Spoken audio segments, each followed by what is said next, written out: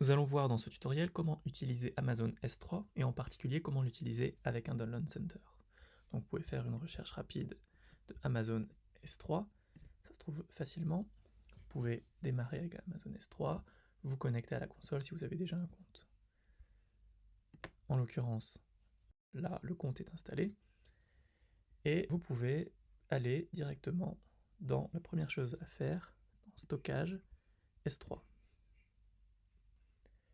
Là, vous allez pouvoir créer dans un premier temps un compartiment. Donc, vous cliquez ici. Première étape, vous lui donnez un nom. Ce nom doit être unique chez Amazon. Donc par exemple, The Demo DC, on va voir si c'est bien unique. Ensuite, vous devez choisir une région. Là, vous avez par exemple Londres, c'est très bien. On va aller voir ce qui se passe avec le centre de téléchargement. Donc on va dans la section Download. Donc là, je suis sur le tableau de bord d'un centre de téléchargement. Dans Download, Réglages, dans l'onglet Amazon S3, vous voyez qu'il y a plusieurs régions. Donc en fait, il faut choisir l'une de ces régions. Et comment choisir parmi toutes celles-là? Eh bien le mieux, c'est de choisir la plus proche ou la plus centrale par rapport aux visiteurs que vous attendez sur votre centre de téléchargement. Donc on revient à notre création de compartiment. Donc on a à peu près les mêmes choix. Par exemple, il n'y a pas Paris, donc il vaut mieux éviter. Donc Londres, très bien. Ensuite, deuxième paramètre, par défaut, il est proposé de bloquer tout l'accès public. C'est très bien. Ça permettra que si quelqu'un a connaissance, de je ne sais quelle manière, de l'adresse d'un fichier, l'adresse URL, eh bien même s'il a cette connaissance-là, il puisse y accéder. On appuie sur créer un compartiment. Donc ça y est, on a The Demo DC. On clique dessus. Et là, on va pouvoir ou organiser en créant des dossiers ou directement charger. Donc j'appuie sur charger et là, on peut glisser des fichiers ou aller les chercher dans son ordinateur. Donc là, je vais glisser une image. Le fichier, il est .zip. C'est important. C'est pas .jpeg, .zip, c'est tout simplement .zip. Donc c'est compressé. Je vais glisser le fichier dans la fenêtre. Donc là, on peut mettre plusieurs fichiers et les importer en même temps. Là, le seul petit avertissement, c'est si le fichier est supérieur à 160 Go, il faut tester une autre méthode. Bon, on va pas la voir là, a priori, ça n'arrivera pas souvent. Suivant, donc là vous avez une partie sur les utilisateurs, on va pas le voir pour l'instant, c'est le deuxième point qu'on abordera tout à l'heure. Pour l'instant, on laisse comme ça. Suivant, là vous avez différentes classes de stockage. La standard et puis d'autres. Il faut les choisir en fonction de la consultation, la fréquence de consultation des données. En ce qui concerne le Download Center, on peut s'attendre à ce que une fois par jour par exemple, le fichier soit téléchargé, donc c'est assez fréquent. La classe standard, c'est très bien. Donc là, on laisse un récapitulatif, on charge et on a l'image. Première étape de fait. La seconde concerne les accès. Donc là, on retourne dans Service, Sécurité, Identité, Conformité, on clique sur IAM. On va dans Utilisateur et on va ajouter un utilisateur. Donc par exemple, l'utilisateur démo. On va faire un accès par programmation. On clique sur suivant. Là, on va rien faire. On va directement dans suivant, et on crée l'utilisateur. Là, première chose, on a la clé d'accès. Donc ça, on le copie, on retourne dans le Download Center et on le copie dans le champ correspondant. Pareil pour la clé.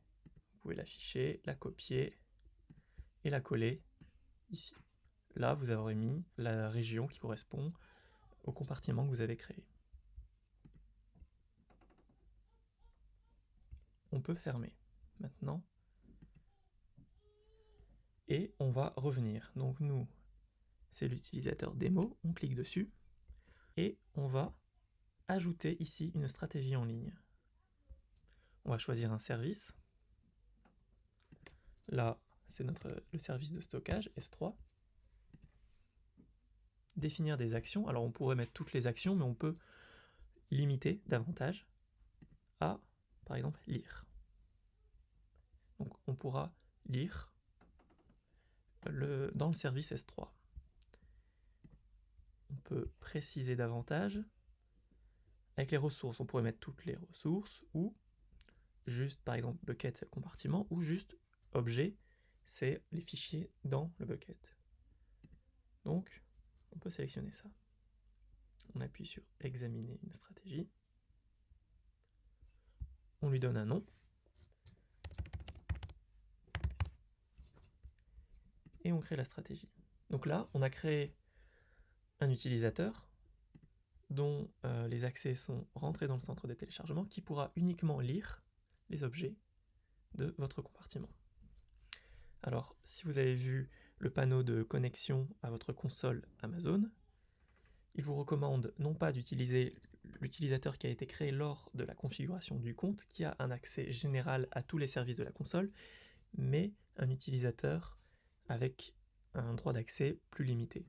Donc là, on sort du cadre du Download Center pour rentrer à des paramètres plus généraux d'Amazon S3. Et si vous voulez le faire, eh bien, il suffit de refaire la même démarche, ajouter un utilisateur, et par exemple admin, et on va le paramétrer de la même manière pour... Là je clique, pour l'instant je passe ces étapes.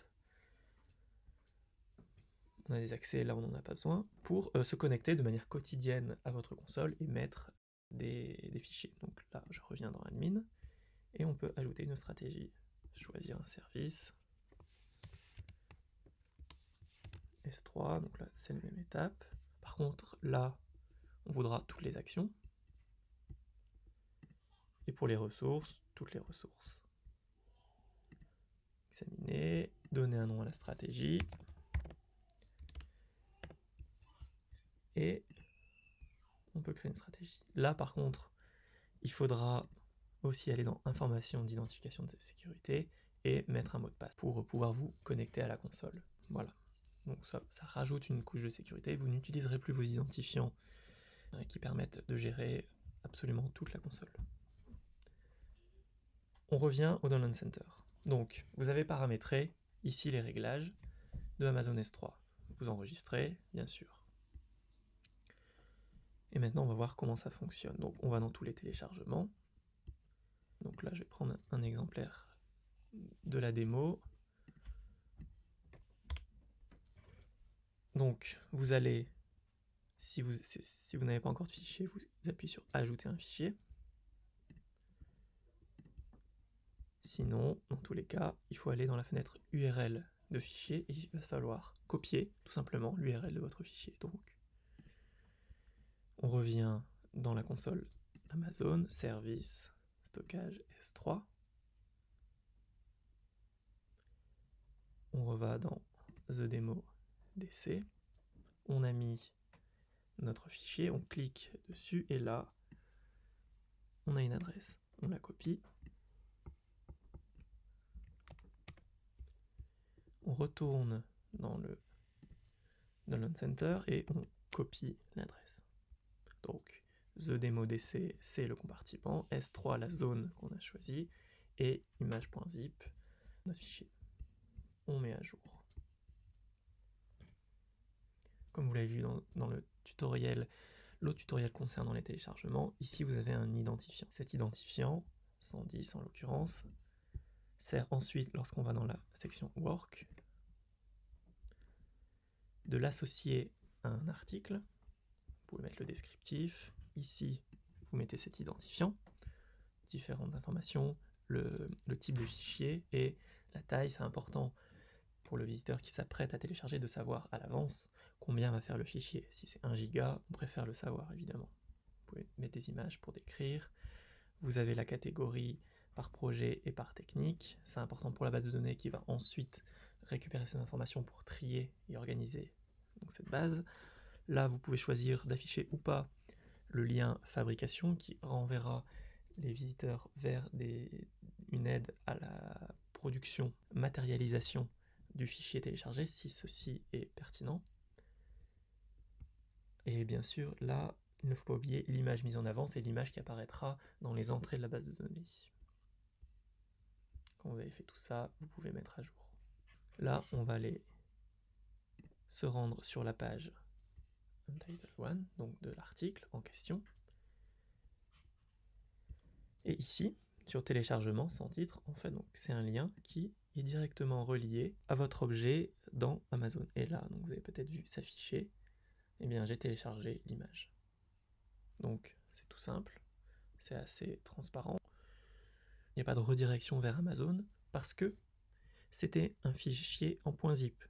Si par exemple vous aviez laissé en .jpeg, le navigateur peut afficher le format JPEG, donc il aurait ouvert une autre fenêtre, un autre onglet pour afficher l'image, et ensuite on aurait pu enregistrer l'image sous. C'est pas très élégant comme fonctionnement, c'est pourquoi il faut mettre un fichier que le navigateur ne va pas ouvrir et directement télécharger. Pourquoi .zip? Eh bien, ça compresse le fichier, ça permet donc d'économiser de l'espace de stockage dans votre compartiment sur Amazon, et surtout, ça réduit le temps de téléchargement pour le visiteur, donc c'est bien plus agréable. Donc voilà, vous avez vu toutes les étapes de la création de la console, la création du compartiment, l'utilisateur et les paramétrages dans le tableau de bord, dans la section Download, Réglages. Vous copiez le lien dans une entrée de téléchargement, vous l'associez dans la section Work par l'idée à un article. Voilà, vous savez comment utiliser Amazon S3 pour les tarifs de Amazon S3. Donc on les trouve facilement en ligne. C'est environ 0,024 centimes le giga par mois, donc c'est vraiment pas cher. Il n'y a aucune limite d'utilisation, c'est-à-dire le fichier peut être téléchargé un nombre de fois illimité, c'est juste que vous serez facturé du coût que ça entraînera, un coût très faible, encore une fois. Et pour la taille, théoriquement, c'est 5 terabits, donc je pense que c'est même pas envisageable de... Enfin bon, a priori, ça ne sera pas utile, mais théoriquement, la limite est très haute. Bon, voilà, vous avez tous les avantages d'Amazon à utiliser pour gérer vos fichiers. Un grand espace de stockage, à peu près illimité, et une utilisation, elle, vraiment illimitée. Voilà. Et bien, à bientôt pour un prochain tutoriel.